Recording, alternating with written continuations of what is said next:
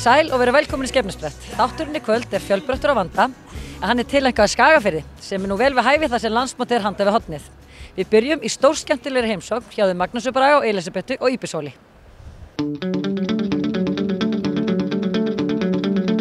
Íbishóll stendur við þjóðveg 1 skammt ofan Varmahlíðar. Með þessu frábæra útsýni yfir allan Skagafjörðinn. Magnús Braga tók jörðina á leigu árið 1991, keypti hana nokkrum mánuðum síðar og byggði sér íbúðarhús með Elísabetu árið 2009. Magnús hefur getið sér orð sem einn færasti tamningamaður landsins og starfar alfarið við þær. En Elísabet stundar einnig kennslu við Háskólann á Hólum meðfram tamningum, en auk þess hefur hún starfað sem kynbótadómari undanfarin ár. Hrossaræktin á Íbishóli fyrir löngu orðin þekkt út fyrir landsteinana og má segja að hún hafi farið af stað með látum.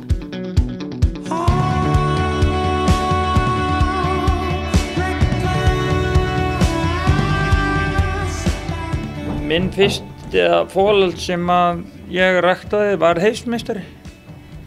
Þannig að þar var standardin settur svolítið hátt strax.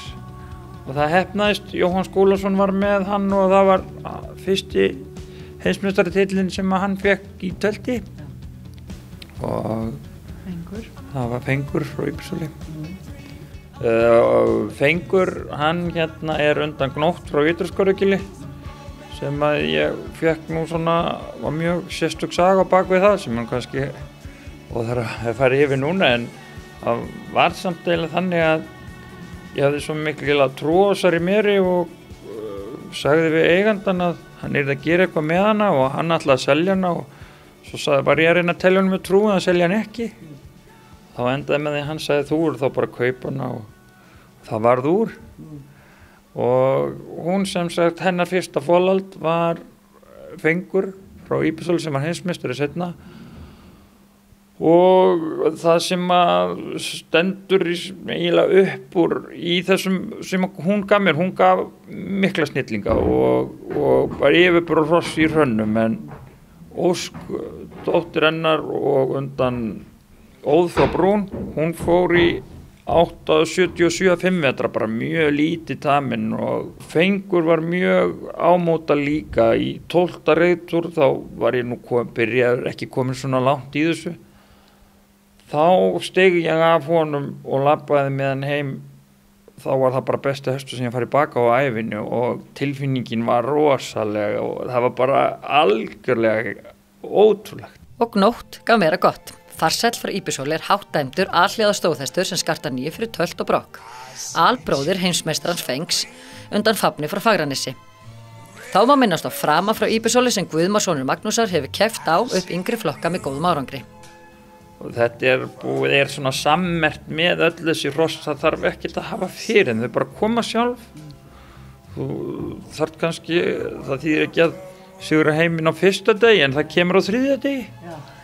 Og þetta er bara ótrúlegt. Þetta kemur bara upp í hendunar og manni gjörðu svo vel, þetta er ókeypis. Sjoppan er opin allan sólarhringinn. Við getum ekki annað en fengið Magnús til að segja okkur söguna því hvernig hann eignaðist Gnótt. Við lentum þannig í feikna pexi þegar ég var að telja honum í trú, mann mætti ekki selja hann, auðvitað var ég alltaf að hugsa það að gera hósum mína grænar fyrir eigandunum svo ég fengið þjálfana. Já. En ég fekk ekki þjálfana, eða þannig hann vildi bara ákvað þetta að selja hana og ég var alltaf að segja að mætti það ekki. Svo segir hann allt í einu, þú eru bara að kaupa hana. Ég segi það þýðir ekki neitt, ég á ekki neitt, ég get ekkert keypt hana. Jú, svona, hvað áttu? Ég á 50.000 kall í banka á bók. Og svo fekk ég hest í hestakaupum í Fylliríum síðustu helgi, þú getur fengið hann. Jæja, þá skiptum við. Og þar með átti ég þessa hressu sem undirstaðan í allri ræktun hjá okkur. Hún nánast í hverju einasta hrossi sem hérna og bara búin að gefa manni allt sem hann á. Svona geta tilvíðunar verið sérstakar. Já, þetta svona eins og að kaupa lottómiða bara, eða ekki? Þetta nú svolítið stór lottómiði. Þetta er lottómiði með mörgu vinningum sem kemur bara margfaldast. Já. Það ekki bara Gnótt sem að skila góðu, því dóttir hennar Ósk undan Óð frá Brún hefur heldur betur komið sterk inn sem ræktunarmeiri. Hún móðir snillingsins Óskar Steins frá Íbishóli sem hefur hlotið hvorki meirinu minna en 9,12 fyrir hæfileika í kynbótadómi, en auk þess eru 3 önnur afkvæmi hennar með há fyrstuvelun. Þar á meðal þessi litfari stóðhestur snillingur frá Íbishóli, sem Magnús ætlar að reyna fyrir sig með í A-flokki gæðinga á landsmótinu. Ósk drafst fyrir nokkrum árum og má telja óskaplega missi fyrir ræktunina á Íbishóli.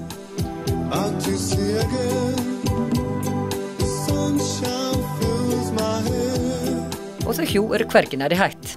Já, það náttúrulega, þegar maður eignast líka svona skemmtilega græðista, sko, þá svolítið auðvelt að pröfa þessi blanda, sko, og það hefur komið svo rosalega vel út að það bara ofsalega gaman. Þetta náttúrulega bara klikkaði lífstíl bara, eiginlega. Hvað að fæðast mörg fólöld? Árin? Sko, það áttu að vera ekki meir en 15, en það nú sennilega 20, kannski pluss 1, 2. En já, það nú reyndar nokkri sem við eigum í svona helming til helminga með öðrum, sko, sem við fáum annað ár. En hverjar eru svo áherslurnar í ræktunum á Íbishóli? Það að vera með skemmtikrafta fyrir börn og öllum aldri. Það ekki flókið. Það ekki mjög flókið. Þú ætlar ekki að fara í neinar diktur með það? Nei, það bara hesturinn gleðji eigandan og knapan og þá bara takmarkinu náð, hvort sem að það í keppni eða ferðum eða öðrum frístundum. Þetta bara gleðigjafar. Það væntanlega ekki farið fram í einum einasta hestamenn að landsmót hestamanna að bresta á. Magnús og Elísabet ætla sjálfsögðu að vera með. Við verðum með ræktunarbú, hún rosalega heppin og fá að vera með ræktunarbú, við verðum alveg rosalega ánægð með það, svona heima í Skagafirði, og svo fer snillingur, Magnús með hann í A-flokk, hann fekk að koma inn eftir stöðulista, þannig að við erum alveg rosalega ánægð, hann náttúrulega bara ungur, sko, og hann nú framtíðin fyrir sig, en ræktunarbú það sem okkur finnst bara alveg æðislega gaman, svakalega gaman að fá að vera með í því. En gæðingurinn Óskar Steinn verður því miður fjarri góðu gamni.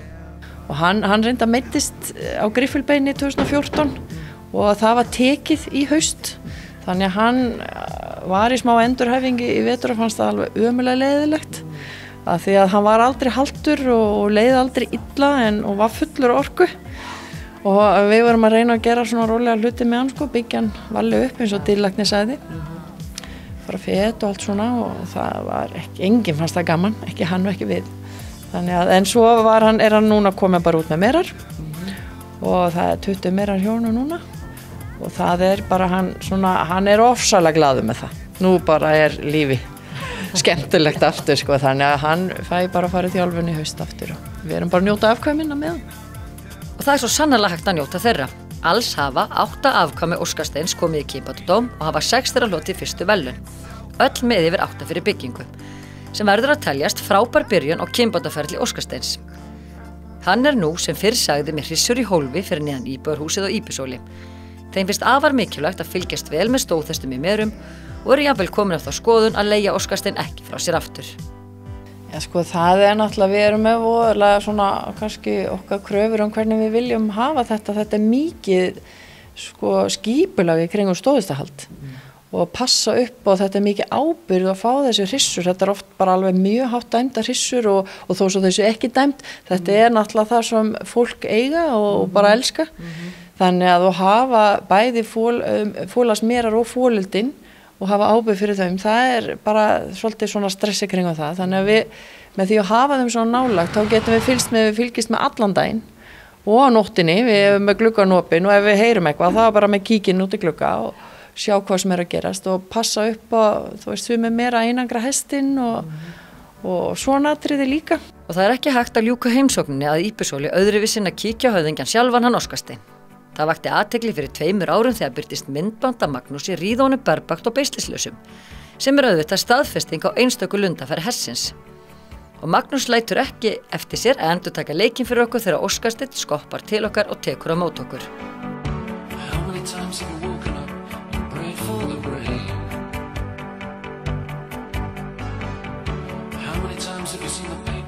Óskar Steinn einstakur gæðingur og mun vera fyrsti stóðhesturinn í heiminum sem skartaði einkunn upp á 9,5 fyrir tölt, hægt tölt og skeið, algjört einsdæmi. Og til að toppa það hefur hann hlotið 10 fyrir vilja og geðslag. Ótrúlega hvað þetta skemmtilegt og búið að vera gaman að temja þennan hest upp á hvern einasta dag, aldrei verið vesen eða vandræði, allt í boði. Svo ég sagði áðan, þetta bara, búðin opin allan sólarhringinn og allt ókeypis, farðu bara og gerðu bara sem þú vilt. Þetta bara snilt. Og bara eintóm gleði. Já, þetta bara ennþá betra en veðrið sem núna. Já. Finnst þér þetta skila sér algjörlega í afkvæmi hans? Já, það mjög gaman að því hvað þetta er rauði þráðurinn í því hvað það bæði þægilega, ganglega séð og líka að eiga við þau. Og þjálfun í beisli og lund mjög ríkjandi. Við kveðjum Magnús og Elísabetu þar sem þau leggja á 2 litfaugur. Það eru systkinin Molda og Snillingur frá Íbusóli, undan Vafa frá Ystamó sem Magnús tamdi og hafði mikla mætur á. Vafi var fæddur leirljós en báða mæðurnar eru jarpar. Snillingur eins og áður hefur komið fram, undan Ósk og því hálfbróður Óskasteins. Molda og Snillingur hlutu bæði fyrstu verðlaun í kynbótadómi í vor.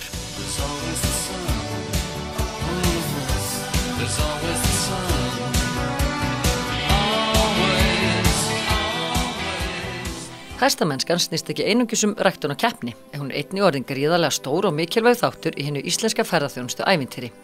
Hjónin Evelyn Ýr Kúne og Sveinn Guðmundsson hafa rekið bændagisting og hestalegu í tæp 20 ár á bænum Lýtingstöðum í Skagafirði. Sveinn bóndi var að slá þegar okkur bara garði, en við hittum fyrir hana Evelyn fyrir utan nýjustu viðbútin á bænum, Torfbæ sem þjónar því hlutverki að gefa ferðamönnum innsýn í hvernig aðstæður hrossa voru fyrir á tímum. Þegar hann var enn þarfasti þjónninn. Við bjóðum upp á bara svona hefðbundin hestalegu, þar sem fólk bara kemur inn eða heim á hlaði og hringi undir sér. Fyrir svona klukkutíma, 2 tímar túra upp í dagsferðir. Svo þetta lengra hestaferðir sem byrja yfirleitt á mánudögum og endar á sunnudögum. Það bara fullt prógram. Og það fyrir utan með svona sumarhús, þar sem fólk kemur bara með bílaleigubíl og getur stoppa. Og það bara ofsalega fegin að margt fólki stoppa bara í heila viku. Það bara svolítið skemmtilegt. Þú veist, það stoppar og tekur sér tíma til þess að fara í reittúra og skoða sig á Norðurlandi. Bara svolítið gott, og svo þetta torfhús.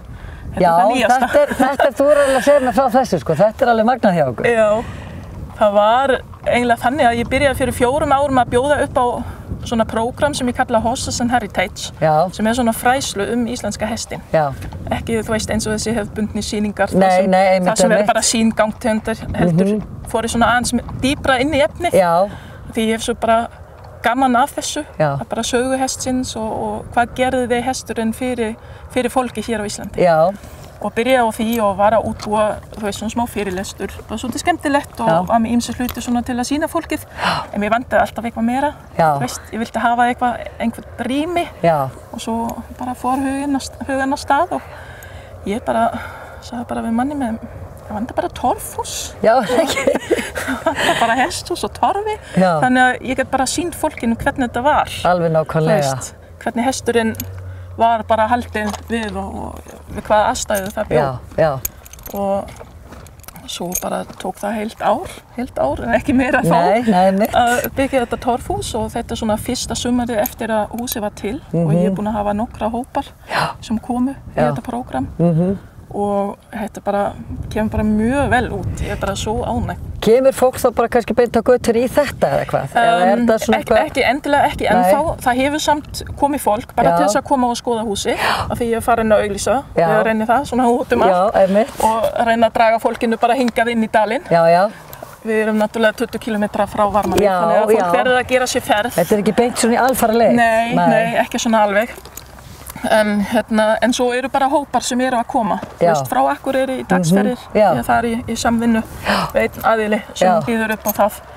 Og svo hafa líka einhverju ferðaskrifstofu hafa sýnt áhuga á því, stoppa hér. Og ég er alveg tilbúin að taka á móti, kannski ekki mjög stórum hópum. Nei, þetta þarf að vera svona persónulegt. Já, svona sambandi getur bara að spila við fólkið. Talandi persónulegt, þetta er nú svolítið svona, þið eru svolítið með fólki bara inn á rúmgafli hjá okkur. Já, eiginlega. Þið eru með þessa bústaði og svo eru þið með einhverja aðstöðu inni líka. Er þetta ekki þreytandi til lengdar að vera? Jú, það tekur bara rosalega á. Og við erum búin að vera í þessu síðan árið 2000 og hefur náttúrulega bara breyst ýmislegt síðan. En ég held eins og staðan núna þá bara ræðum við vel við þetta, eins og ennþá. En við vorum að byggja okkur aðstöðu til þess að þess að fólk getur bara, þarf ekki að sitja inn í stofu hjá okkur að borða. Nei, nákvæmlega. Maður verður bara að hafa hans rými fyrir sig. Já, já. Og dagarnir okkar eru bara býsna langar, byrja yfirleitt bara ekki setna en klukkan 7 og enda sjaldan fyrir minnæti á sumrin. Og maður bara allan tíma, bara alveg á fullu. Þið hvílu ykkur þá bara haustin eða eitthvað, eða veturnar? Veturnar, kannski svo hens sem kringum jólin. Já, ekki. Þá fer manni að leiðast, því maður hefur ekkert að gera. Já, ekkert þannig. Finnst þér vera aukning í því að fólk, útlendingar komi hér og vilja njóta íslenska hersins? Mér finnst ekki endilega aukning. Nei. Já, þú veist, miðað við að fjöldi ferðamanna að aukast, þá ekki endilega að aukast í hestaleigunni hjá okkur. Nei. Það náttúrulega bara hestaleigu út allt núna. Og við erum það langt í burtu. Þess vegna þurfum við að draga kannski sérstaklega að og það var hugmyndin að vera með einhverja sérstöðu. Vera með eitthvað sem aðrir hafa ekki. Nei, einmitt. Og þá held ég kemur þetta bara vel út á eftir að virka enn meira. Já, þetta að koma í ljós. Já, en svona í hestaferðirna þá hefur þetta bara verið mjög jafnt svona undanfarið 10 ár. Já. Alltaf svona sama fjöldi. Hvað ertu með mikið hrossum á járnum núna á sumrin? Það eru svona 65-75. Fer eftir því hvað við þurfum í ferðirnar. Við erum að fara eina ferð í hálendi með rekstur. Já. Og þessari viku það þurfum við að vera með svona 75 sem eru ekki alltaf heima en það fara 50 hross kannski upp en við þurfum að hafa svona 20-25 hérna svona í daglegu út reiðtúrar. Ok, 75 hross, ertu með svona einhverja sjálfvirka járningavél eða hvað? Nei, við erum að fá hjálp. Þetta rosalega mikið verk að járna þetta allt saman. Þetta alveg rosalega mikið. Og það allavega svona 1 kvöld á hverju viku sem við erum að bara járna svona 10-12 hross. Og reynum bara að halda bara vel járnar, halda þessu við, láta ekki, þú veist, skeifurnar fara undan, heldur að járna bara upp áður en það fer. Þetta heilmikið vinna. Á lýtingstöðum eru einnig 100 rollur og þessi 3 heimalingar sem vekja alltaf kátínu meðal gesta. Í garðinum við íbúðarhúsið einnig hægt að finna þessi 3 hross sem reyndu svo að vera reiðhestar Evelyn. Á sumrin hef ég bara ekki tíma að fara á bak yfir daginn. Þannig að ég verð að vera með hrossin mín bara einhvers staðar hér.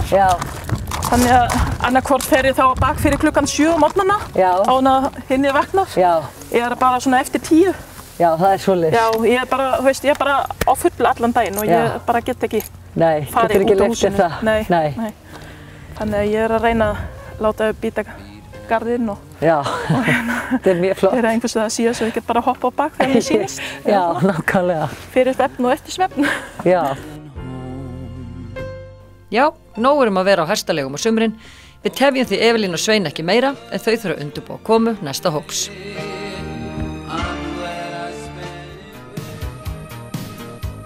Þórarinn Eymundsson öllum hestamönnum að góðu kunnur. Enda af einn af okkar allra færustu riðmönnum, margfaldur Íslandsmeistari í tölti, 5 gangi á skeiðgreinum og sjálfsögðu 2-faldur heimsmeistari í 5 gangi á stóðhestinum Krafti frá Bringu. Það voru ótalin fjölmargir sigrar á minni mótum og mótaröðum, en þess má geta að hann sigraði meðal annars einstaklingskeppni KS-deildarinnar fyrra árinu. Þórarinn auk þess einn þekktasti reiðkennari landsins. Þeir starfa lengi sem slíkur við Háskólann á Hólum og einnig ötull sýningamaður kynbátarhrossa og sýndi í vor fjöldamörg háttdæmd hross. Það hefur því verið í nóg að snúast í Þórarinni í vor. Já, mikið að gera og þetta svona okkar uppskjöru tími, það vorinn. Þetta svona sauðburðarvertíð. Yes. Og nokkuð góður árangur. Þú verður nú að fá montaði aðeins eða ekki? Jú, það bara, búið að ganga mjög vel. Við erum búin að, ég held að séu 2/3 af hrossunum sem fóru í sýningar og keppni inn á landsmóti, þannig að maður getur ekki kvartað og suma svona hæðstemmdur hrossum landsins. Mjög ánægður. Það það hljóta verið mikil forréttindi að fá að vera atvinnumaður í hestamennsku. Já, það náttúrulega gríðarleg forréttindi að geta haft atvinnu af fyrsta lagi því sem maður elskar að gera og atvinnu og sinna þessari íþrótt, þessu sporti og geta lifað af því, maður heppinn. Hvað sýndirðu mörg hross núna í vor? Það nú það er eitthvað yfir 20 hross, það voru líklega 16-17 kynbótarhross og 6-7 hross í keppni líklega, þegar maður þetta rétt. Og nú hlýtur að vera smá spenna í loftinu, landsmót bara rétt handa við hornið. Jú. Og hvað ætlar að fara með þangað?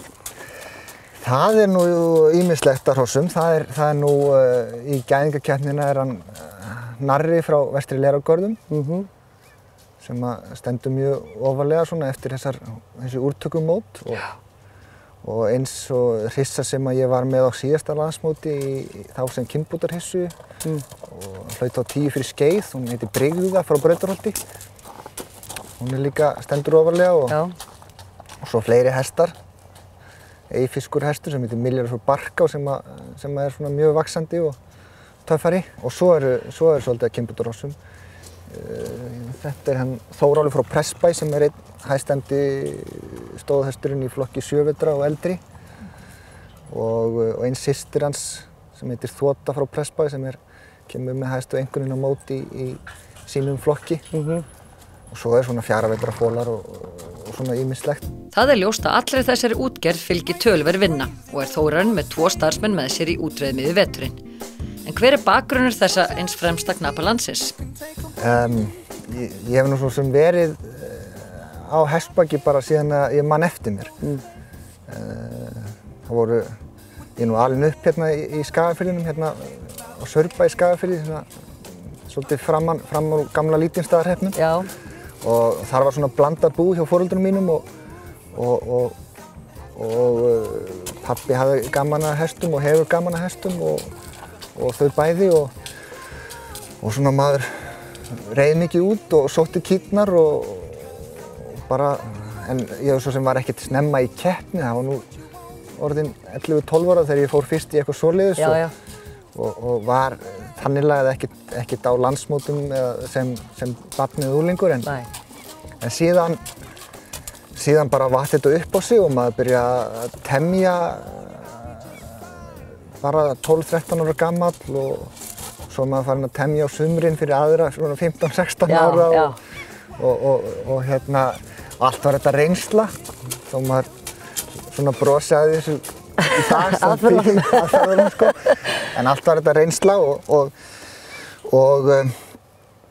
svo þróast þetta þannig að ég ætla náttúrulega alltaf að mennta mig sem ég gerði en var ekkert svona á þess þegar ég að alast upp þá var þetta þannig að sko þeir sem að reyndu eða voru að lifa hestamennsku þeir voru alltaf í basli var svona alltaf voðalegt bras að lifa þessu, virtist vera. Þannig að maður svona leit ekki til þess að það væri kannski einhver möguleiki að hafa þetta sem atvinnu en síðan svona bara þróast þetta þannig að ætlaði nú alltaf að taka hólaskóla sem ég gerði sko, 1 ár og svo fór ég að temja og þjálfa og suður á land og stóð allt í einu ungur maður með 5 eða 6 hross á landsmóti í Reykjavík árið 2000. Og þá var svona eiginlega teningunum kastað, þá menntaði ég mig meira í hérna reiðmennsku og gerðist reiðkennari og fór aftur í hóla og ég hef sjálfur sér aldrei unnið aðra vinnu heldur en bara við hross sko. Þórarinn telur sig að hafa lært óskaplega mikið á því að reyna að gera reiðhesta föður síns að keppnishestum þegar hann var unglingur. Ef maður ætlaði sér að keppa þá þurfti maður bara virkilega að sko maður fékk ekkert upp í hendurnar, maður bara lagðist yfir það sem maður var í boði og keppti á því og þá lærði maður sko svo snemma ef maður virkilega ætlar sér og sinnir þessu vel og hugsar svolítið hvað þú ert að gera því að þetta náttúrulega heilmiklar pælingar þessi þjálfun það ekki bara að fara á bak og bara gera eitthvað þú þarft að vera þetta örugglega mikið meira hérna mörgu leyti heldur en sko hvað þetta líkamlegt eða svona og þá lærði maður svo snemma að hvað hægt að hafa mikil áhrif á hestana ef maður sem sagt sinnir þeim vel og reynir að hafa svolítið góða hugsun á bak við það sem maður að gera. Þetta hálfgerð listgrein bara. Já, þetta auðvitað hluti til list. Það nefnilega, þessi hestamennskan svona blanda af auðvitað sporti og svona lífsstílsporti og keppnissporti en svo þetta líka list því að þú ert með efnivið og auðvitað hann mjög góður en tala ekki þegar þú ert með góðan efnivið þá snýst þetta sko hvað ætlar að skapa úr þessu?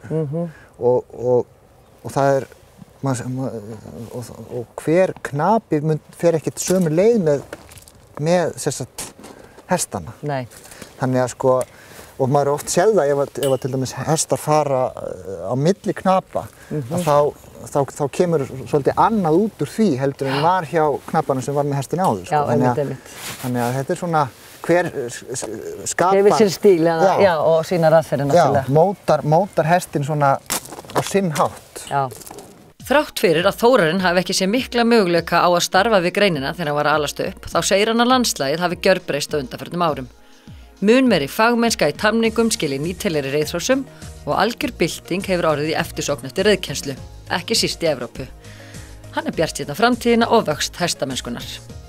Þetta svo stórt sko, og þú sjáu það eru 80.000 hross á Íslandi, það yfir 100.000 hross utan við Ísland, meira en 100.000 og líka bara allur fjöldinn sem að keppa á Íslandi. Nú að koma 100 bestu hrossin inn í A-flokk gæðinga og það bara 100 bestu. Það búin að vera úrtókur allt land. Þetta eru fleiri 100 hross og knapar sem að keppa. Og eins á Íslandsmótum, þar eru fremstu knapar landsins að berjast og það eru 60-70 sem að mæta þangað í hverja grein sko. Þannig að samkeppnin í þessu sporti mjög hörð og fer vaxandi. Fer vaxandi og breiddin mikið og ekki síst núna með tilstuðlan Hólaskóla og þannig að samkeppnin og sérstaklega breiddin í þessum færu knöpum, hún mjög mikið að vaxa. 11 ára dóttir Þórarins, Þórgunnur, mann sinn rétt til að keppa á landsmóti í barnaflokki úrtöku á dögunum. Hún afar spennt, enda handan fyrsta landsmót. Og keppnisgæðingurinn ekki að vera endanum. Nú áttu að fara að keppa þennu fyrstu landsmóti? Já. Hversu spennt ertu? Ég mjög spennt. Já, og á hvað hesta ætlar að fara? Góli, þessa gráu. Já, getur sagt mér eitthvað hana? Já, hún 22 ára. Hún helmingi eldri en ég. Já. Og hún hefur verið Íslandsmeistari 2 og líka landsmótsmeistari 2, held ég. Heiðrún frænka mín var á henni. Já. Og vann á henni ungmenna eða unglinga, ég man það ekki alveg. Ok. Og hún mjög góð að tölta og brokki og bara mjög góð. Og þið miklar vinkonur? Já. Ég búin að eiginlega bara vera með henni síðan ég var eitthvað 7 ára. Ok. En nú hún svolítið, hún hvít á litinn. Já. Hversu miklu tíma eyðir í að bursta hana og þrífa hana?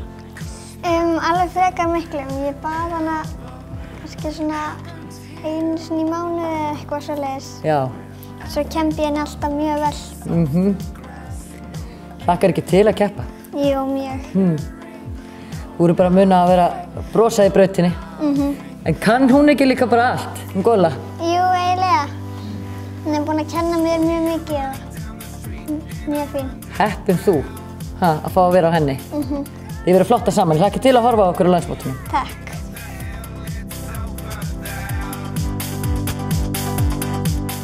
Þá þátturinn á enda í kvöld. Við þökkum samfylgdina, verið sæl.